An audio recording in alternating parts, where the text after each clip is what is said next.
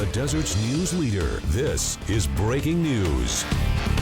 Well, I wanted to make sense of why and what, and my staff had kept calling me and giving me updates, and so it's just a horrible experience for the people of Palm Springs, especially those around the bombing that actually felt the impact.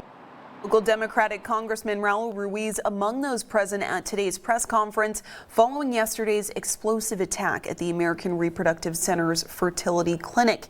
He also pointed out the damage felt not only by the clinic targeted, but also inflicted on nearby businesses. The suspect in that bombing, now identified as 25-year-old 29 Palms resident Guy Edward Bartkus. Bartkus was killed in the explosion, which occurred just before noon yesterday, and also injured 4 other people. We've been bringing you live breaking coverage since then. Good evening. I'm Athena Drage. Desert Regional Medical Center also telling us that those taken to the hospital following that explosion have now been treated and released. We're continuing to monitor the very latest on that ongoing investigation, not only in Palm Springs, but up in the high desert as well. We have team coverage tonight. News Channel 3's Shay Lawson is standing by in 29 Palms with what we're learning about the man that carried out that attack as the FBI investigates a home in the area. But first, we go to Tori King in Palm Springs after attending a press conference this morning, releasing details about the suspect and the moments leading up to the explosion. She's live right now where she's been really this entire weekend tracking everything. Tori, break it all down for us.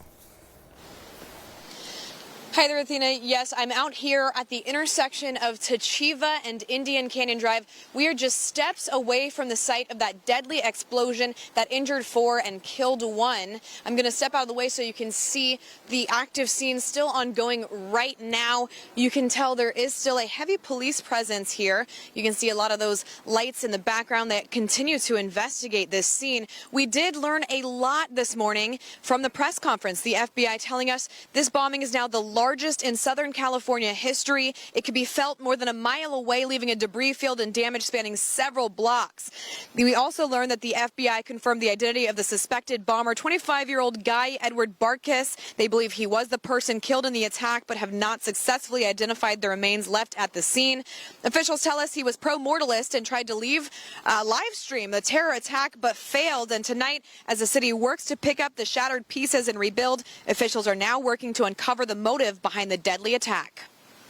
We are fairly confident that that subject is Guy Edward Bartkus. We now know the identity of the man responsible for the largest bombing in Southern California history. The FBI, along with local agencies in Palm Springs, releasing this image of Guy Edward Bartkus, the 29 Palms resident suspected of using a homemade bomb to blow up the American Reproductive Center's clinic downtown. They say the bomb was placed inside a car parked at the facility, and according to the FBI, agents will spend the next few days sifting through the blast site for evidence. We plan on being out here for the next 24 to 36 hours investigating this large scene. The FBI task force also confirming they were investigating a residence in 29 Palms connected to the investigation Saturday night, but when asked, the agency would not confirm whether they had been tracking Bartkus in the days prior to the attack. We had a reporter on scene at the 29 Palms area yesterday, and community members were telling her that there was an FBI presence there in the days leading up to that. Can you confirm that? I cannot. Officials also say Bartkus had a pro-mortalist manifesto expressing opposition to IVF clinics and that he intentionally targeted the fertility center. The subject had nihilistic ideations, and this was a targeted attack against the IVF facility, an intentional act of terrorism. They also say there is evidence he tried to live stream the attack but failed. The blast rattling the entire town early Saturday morning. That explosion so large it could be felt from a mile away. It was also powerful enough to blow out the windows of nearby homes and businesses in a radius spanning several blocks, including this Denny's, where plates of food remained untouched but covered in glass a day later. As the city and fire department assess the damage, they say they will work together to provide resources to those affected. Palm Springs Police Chief Andy Mills also spoke, reassuring residents that the community is safe. There is no continuing threat to our community as a result of this incident. Now, let's get back to the business of rebuilding the city and continuing our tradition and way of life. Now investigators are working to close the investigation and pick up the broken pieces, but they need the public's help. Investigators say the 25-year-old was driving a 2010 silver Ford Fusion with a license plate of 8HW S848, and that any information relating to his movements between 6 a.m. and 11 a.m. are critical in the investigation. We know the timeline of when he entered the city. However, we need the public's help for identifying where he traversed within the city before the explosion went off.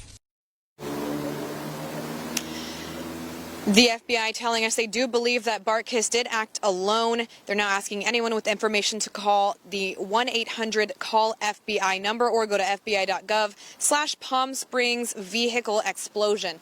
So once again, we are going to continue bringing you the very latest developments as soon as we get them into the newsroom. But that's the very latest from downtown Palm Springs. Reporting on the corner of Tachiva and Indian Canyon, I'm going to go ahead and send it back to you. Thank you, Tori. There are currently a number of road closures in place due to ongoing investigations into the bomb attack in Palm Springs, as well as weather impacts. Gavin Nguyen has been tracking that, as well as a helpful tool that residents can turn to get more information and also give more information. Absolutely. And let's start with those road closures from the weather. That's top of mind for a lot of people as we still see that blowing dust and sand. Right now, Gene Autry closed at the Wash, as well as some reports from viewers. Indian Canyon also closed at the Wash. Palm Springs PD wasn't able to confirm that Indian Canyon closure as they continue to work this investigation. Completely understandable. But I want to take you to EngagePalmSprings.com. This is the tool that we're talking about, where you can get the latest updates on this investigation. If you go to EngagePalmSprings.com, the city has a tab at the top of the page where you can click for updates on the latest on this investigation. And if you do click on that, you're taken to this page here, and you can see that road closure was one of the most recent updates at around 3:50 this afternoon. North Palm Canyon Drive now fully open as they wrapped up the investigation on that area. But North Indian Canyon Drive between Vista Chino and Tachiva remains closed. That area in red right in front of Desert Regional Medical Center. We do anticipate, as we can see from Tori's live shot, police officers, investigators still out there, so we do anticipate them to be out there into tomorrow morning as well. No word on how long they're going to be out there, but if you do have to commute in that area for tomorrow or travel through the area, allow yourself some extra time, as traffic is likely going to be impacted as that investigation continues and North Indian Canyon Drive remains closed. Now, at the top of the webpage, there is an area in bold where it says, please call 1-800-CALL-FBI with information or upload relevant video and images at the link there for the FBI. If you have any information regarding that suspect, the suspect vehicle, or any evidence that you might have picked up along the way, investigators do urge you to call that tip line or visit that website with any of the helpful information that you can provide to them as they continue to investigate this situation. So we have links to this. Again, this is EngagePalmSprings.com, and you can click that first bubble on the top of that web page to access this website. We also have links on our website, KESQ.com. Be sure to stay with us for the latest. Athena. Thank you, Gavin. Definitely an important resource. And amidst this weekend's terrifying attack, Palm Springs Unified School District also weighing in and reassuring parents and students.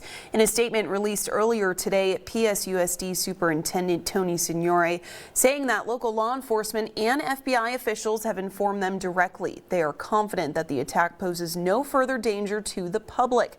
However, in an abundance of caution, they do say the district will have extra security patrols and administrators on high alert in the coming days. Parents and children are encouraged to reach out to their principals for additional support, and counselors will be available for any students in need of services. And News Channel 3 will continue to be your top resource on the latest regarding this ongoing bomb investigation and its impacts. And you can stay up to date wherever you go. All you have to do is download the CTV app on Roku, Fire TV, or Apple TV.